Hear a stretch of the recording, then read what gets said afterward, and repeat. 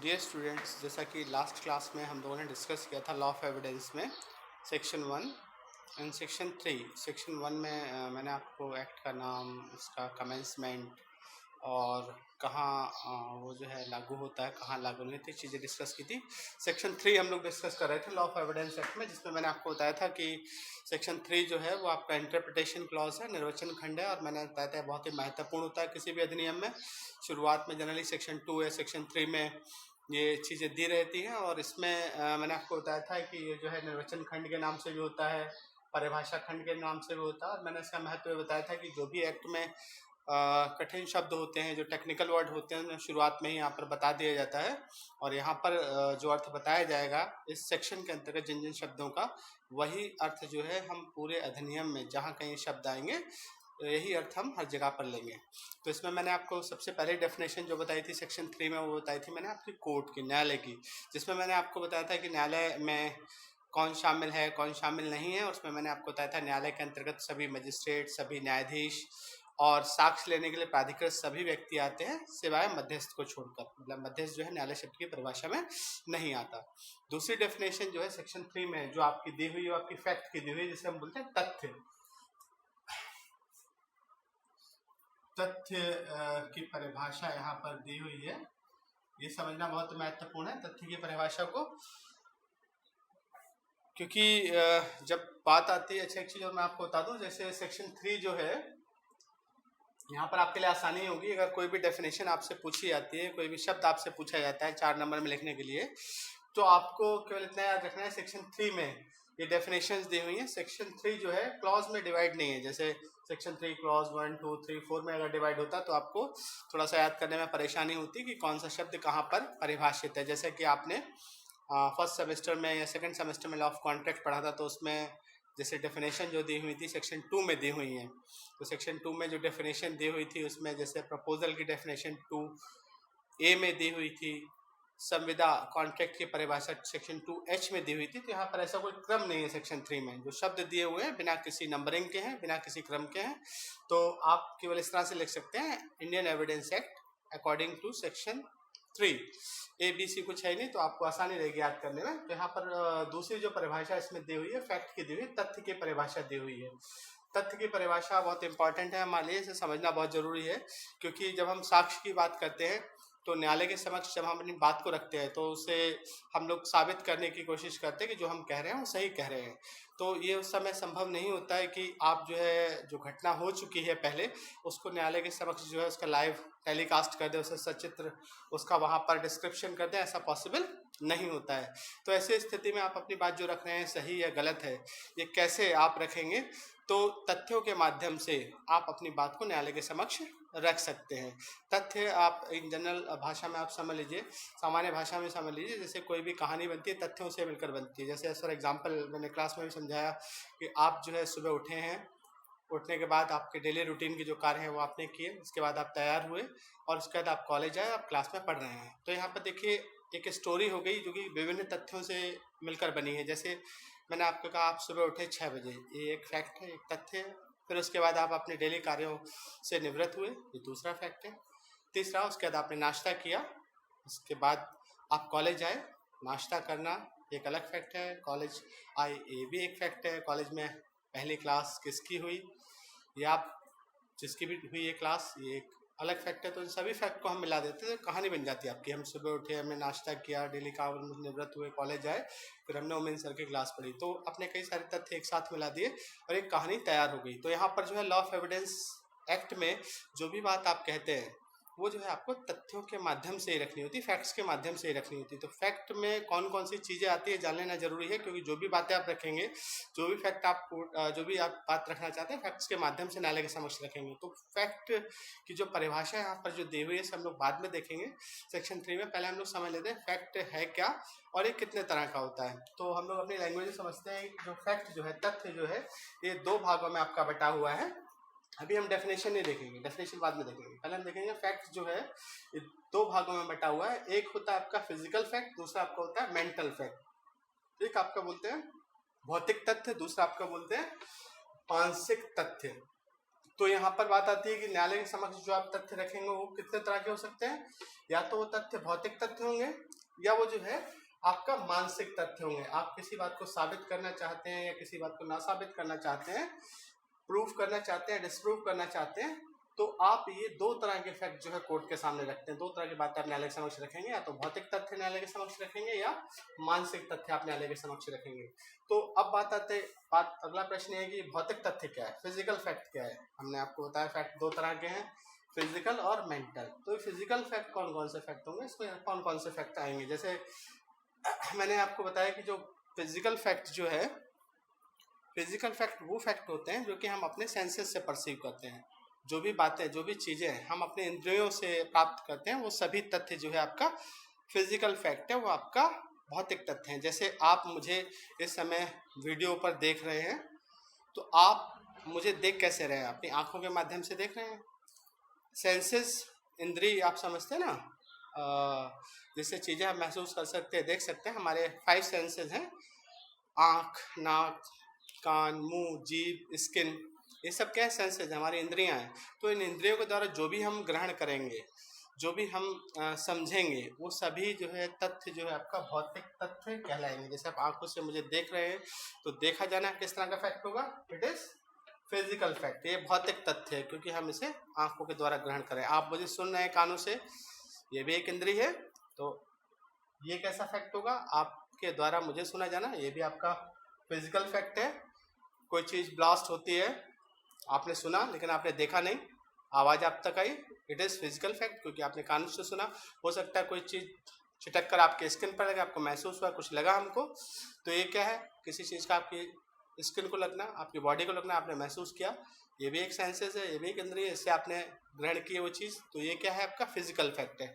तो कोई भी ऐसा तथ्य जिसे हम जो है इंद्रियों से ग्रहण करें, fact which can be perceived by senses, वह तथ्य जो कि इंद्रियों द्वारा ग्रहण किए जा सकते हैं, जैसे देखना, सुनना, महसूस किया जाना आदि। तो जो भी हम अपने सेंसेस से, हमारे जो 5 सेंसेस हैं, इनसे जो भी चीज़ हम ग्रहण कर रहे हैं, वो सब जो है क्या होगा, फिजिकल फैक्ट होगा। दूसरा बात आते हैं हम लोग मानसिक तथ्य। कौन से तथ्य होते हैं, मेंटल फैक्ट।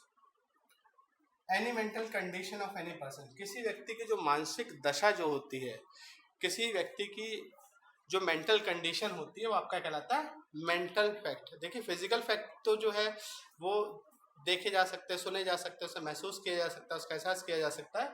लेकिन मेंटल फैक्ट जो है कोई ऐसा तथ्य, कोई ऐसी बात जो दूसरे व्यक्ति के मन में हो, उसके अंदर जो चीज़ें चल रही हो, उसको हम लोग पता नहीं लगा सकते कि वो क्या सोच रहा है, उसके दिमाग में क्या है। तो ये फैक्ट जो है आपका क्या कहलाता है, mental fact. Any mental condition of any person, किसी व्यक्ति की कोई मानसिक दशा, ये किस तरह का फैक्ट है, फिजिकल फैक्ट। तो देखिए जो न्यायालय के समक्ष हम जो साक्ष्य रखते हैं, उसमें कई बार जो फैक्ट होते हैं फिजिकल होते हैं। जैसे मर्डर हो रहा है, तो ए ने बी को देखा है, तो ये कहता है कि हमने देखा कि वहां पर मर्डर हो रहा था, तो उसका देखा जाना किस तरह फैक्ट है, फिजिकल फैक्ट है, राइट। लेकिन अब यहाँ पर हम बात करते हैं कि मेंटल फैक्ट कौन कौन से फैक्ट हो सकते हैं। फिजिकल फैक्ट तो आपको समझ में आ गया कि जो भी हम इंद्रिय द्वारा ग्रहण कर रहे हैं, वो सब फिजिकल फैक्ट है।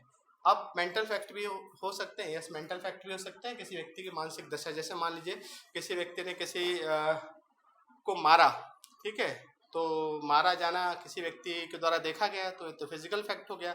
लेकिन अब वो व्यक्ति कह रहा है जिसने मारा है कि भाई हमने जो मारा था वो जो है इंटेंशनली नहीं मारा, वो तो धोखे से लग गया। मैं जा रहा था वहाँ से और वहाँ पर अचानक वो मेरी गाड़ी के सामने आ गया, टक्कर लग गई और व्यक्ति चोट लग जाती है, मर जाता है। तो यहाँ पर जो व्यक्ति कह रहा है, अपनी मेंटल कंडीशन के बारे में बता रहा है कि उसने जानबूझकर नहीं मारा, मीन्स इंटेंशनली वो काम नहीं किया, तो ये फैक्ट कौन जानता है, ये वही व्यक्ति जानता है जो ये बात कह रहा हो। तो कई बार जो है मानसिक तथ्य भी हमें न्यायालय के समक्ष रखने होते हैं।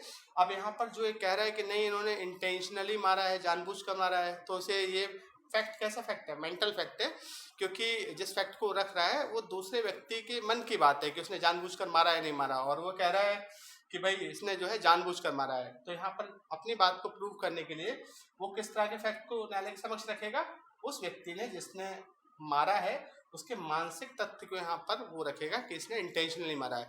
अब आपके दिमाग में चीज़ उठी होगी, किसी व्यक्ति के मन की बात है, वो इंटेंशन वहाँ पर है या नहीं है, इंटेंशन उसकी अच्छी है खराब है, ये कैसे साबित किया जा सकता है। तो देखिए सर्कमस्टांसेस होते हैं, परिस्थिति जन्य साक्ष्य होता है, उसके आधार पर जो है किसी व्यक्ति की मेंटल कंडीशन को साबित किया जा सकता है। एज फॉर एग्जाम्पल जैसे बात आती है कि भाई उसने उसको मारा या नहीं मारा, तो एक कहता है कि हाँ उसने मारा है, जानबूझकर मारा है। अब जिसने मारा है वो कहता है कि भाई हमने जो है जानबूझकर नहीं मारा, वो एक्सीडेंट था। लेकिन अब यहाँ पर जब उस पर आरोप लगा हुआ है कि उसने मारा है नहीं मारा है, तो ये फैक्ट न्यायालय के समक्ष रखा जाता है कि भाई इससे पहले जो है उसकी दुश्मनी थी जिसको इसने मारा है, और कई बार जो है इससे पहले भी मारने की कोशिश कर चुका है। तो यहाँ पर जो टक्कर मारी गई है, इस तरह से मारा गया है, तो ये अनइंटेंशनली नहीं है बल्कि कैसा है, इंटेंशनली है। तो यहाँ पर मेंटल फैक्ट देखिए प्रूव किया जा रहा है कि उसने जानबूझकर मारा है। तो एविडेंस जब दिया जाता है न्यायालय के समक्ष, तो वो जो तथ्यों के माध्यम से जो आप एविडेंस देंगे, फैक्ट्स के माध्यम से आप जो एविडेंस देंगे, ये फैक्ट दो तरह के हो सकते हैं, या तो वो फिजिकल फैक्ट होंगे या वो मेंटल फैक्ट होंगे। Right, clear.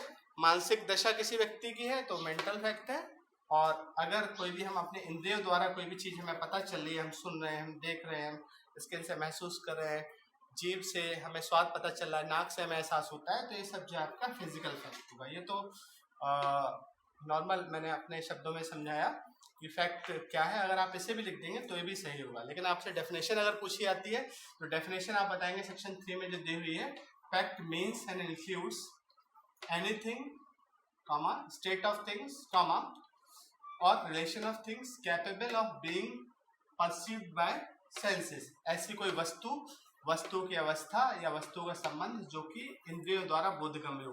तो यहाँ पर जो शब्द यूज किया गया एनीथिंग, वस्तु,